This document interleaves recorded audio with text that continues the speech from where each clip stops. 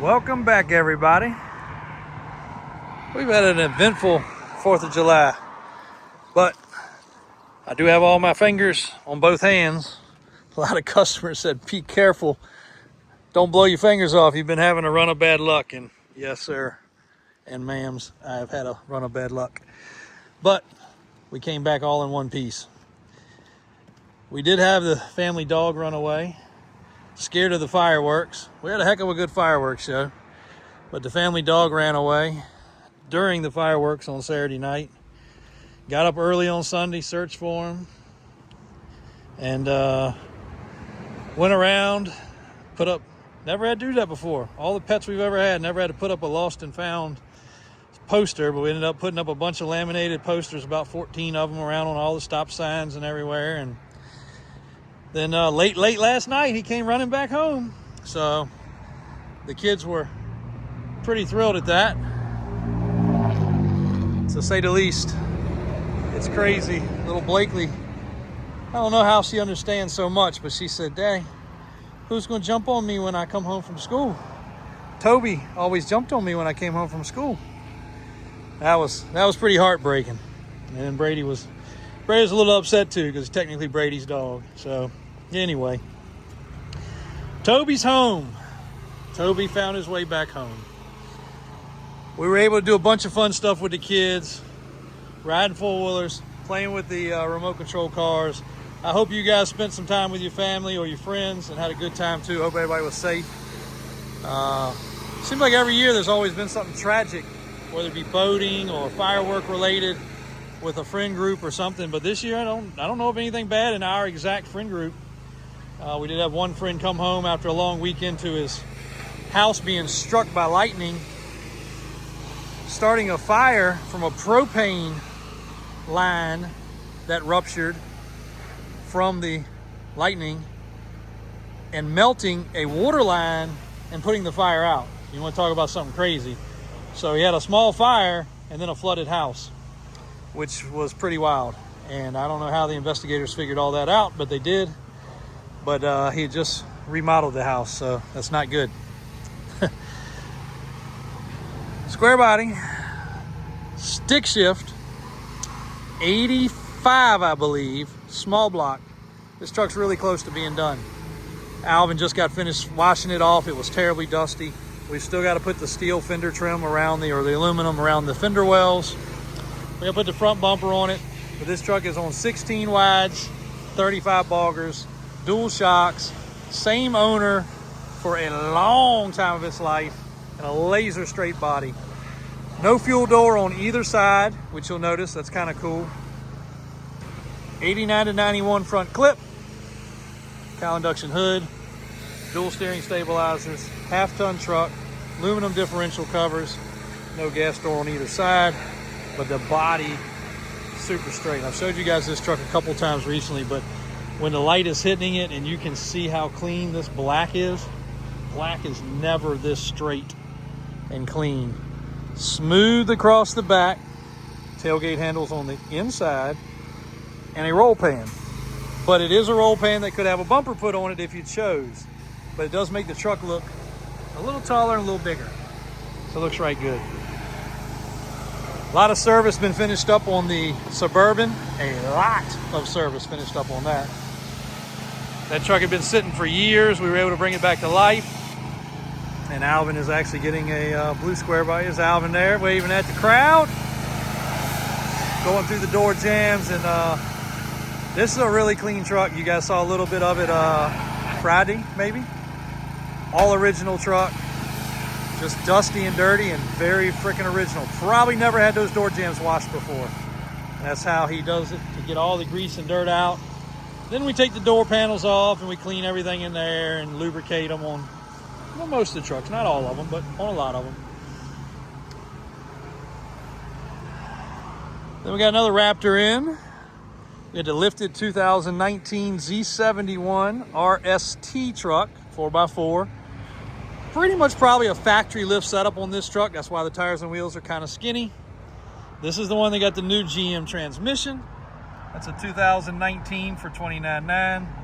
Same price it was going to be before I spent $6,500 on a GM crate transmission plus the money to put it in. That happens. That's the way it goes, guys. Truck ran and drove, and then it just acted stupid. And then it would run and drive fine, and then it would act stupid. But transmission had a problem. Cletus's Raptor. This is a different Raptor. Pretty sure I did a walk around video for AJ to post on the other channel, but if I didn't, 37s, FabTech lift kit. This is for you Ford guys. Found out we got a lot of Ford guys in the gallery after that 79 was posted. 79's actually getting a spray and bed liner done. That truck won't be long before it's ready. New 37 Toyos, fuel wheels, dark freaking windows. I'll tell you guys again, on the dark windows, if you're in a state where that's a problem, make us aware of that so we can remove it. There are a lot of rules and laws in a lot of states about dark windows. A lot of our vehicles come from states that doesn't matter. That one's pretty dark too, especially Florida. But if you want it to be lightened up so it's just a touch of tint or no tint at all like that, we can do it. But just don't want people calling and complaining that they get a ticket for the windows being too dark. It peels right off. It's one of the easiest things we can do. The secondary sign hopefully will go up maybe as soon as tomorrow. And if it does, here's your last look at this sign. There's David running out for a pickup of a motor for the hydraulics on one of the bucket trucks. That is finally ready. Shout out to our guys at Battery Barn in Petersburg, Virginia. Hooking us up with batteries and repairing electric. I got a call right in the middle of that video to come up to one of our shops here. This is actually the off-road shop back when we kept it as a private area. All the work would be done in the back area here. All of it was scheduled at the car lot, and we did it all right here. Just ran off. So these 4 bays are where a crazy amount of projects came in and out of. The front was actually retail leased. The back we kept for ourselves. And it worked out really well because the boys didn't have to get interrupted with customers. I would handle the ordering. They would do the job. I'd do the billing. It wasn't super convenient, but at the time it was great because we could literally close this gate right here and get work done without any interruptions from the public, which was pretty cool. And the building's divided completely in half, so it worked out really good. Their AC's not working, so pulling back here to try to get that fixed up for them. And I'm not an HVAC technician, so don't call me for your HVAC repairs, but it's hot and everybody is too busy to get to it or take a look at it, so we're gonna give it a try. Try our best. So we pull around back. I just want to show you guys the building. Been a long time since we've been down here, but it was a great shop, great facility. I guess we've owned it for a little over 20 years now, and leased out the front. Currently it's G's Tire. They do a lot of the big rims and alignments and other stuff, and then we utilize the back. So we'll run around back, see if I can get this AC fixed. All right, so semi fun fact, this is our storage room where we moved from here and never finished moving everything, so we still come in and grab pieces and parts. But if you knew how many exhaust hoops and loops and modifications and floor mats and lift kits ran in and out of this building, it's thousands. Like, people say that, it's literally thousands upon thousands. And this was just the overflow room, some service manuals, and the HVAC area. Center caps, box after box. Of course, Mickey Thompson, that box has been sitting there 20 years, so throwback to some old Mickey Thompsons. Center caps for Fords, stereo, center cap, center cap, center cap. Crazy to go in here and see some of this old school stuff. Fun though, still some good stuff in here too. Doing the old clean the drain tube out. So in case you guys don't know, you got a condensation line, and this time of the year that thing's gonna be sweating a lot. If it backs up into the unit, has a switch in there, turns the unit off. So this particular one, you can see the condensation. She was blocked up. Get a little bug or mouse or a little bit of anything could climb up in there. So get this drain off, drain it down into a center cap. Some nasty stuff. So waiting to hopefully get a little air pressure built up, blow this thing out. Well, that was a treat. 100 and some degrees in that back little room.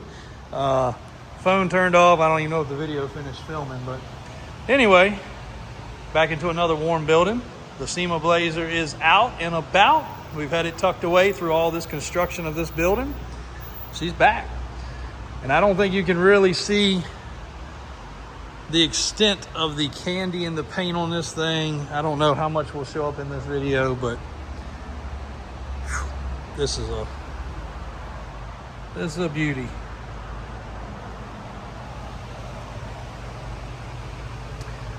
I know some of you guys are new since SEMA, but these two vehicles went on the behalf of Mickey Thompson. And for those that have asked, you know, that truck's not like SEMA crazy. Well, you're right, it's not. This is SEMA crazy. This is like crazy on every level there is of craziness. Under the hood is a tunnel ram, 2 4-barrels. I'll pop it open even though it's dusty. This truck basically has what's a combination of every piece of chrome plating and gold plating you could imagine.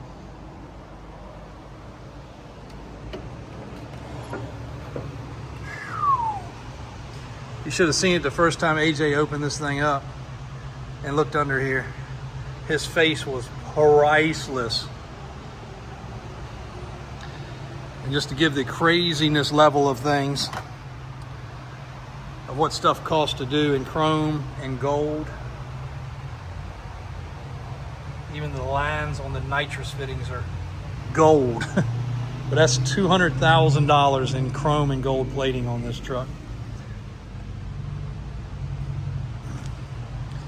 It's kind of nutso, but it's done well. And then of course the candy flip-flop paint, when you see it, a lot of times you don't even see these scallops.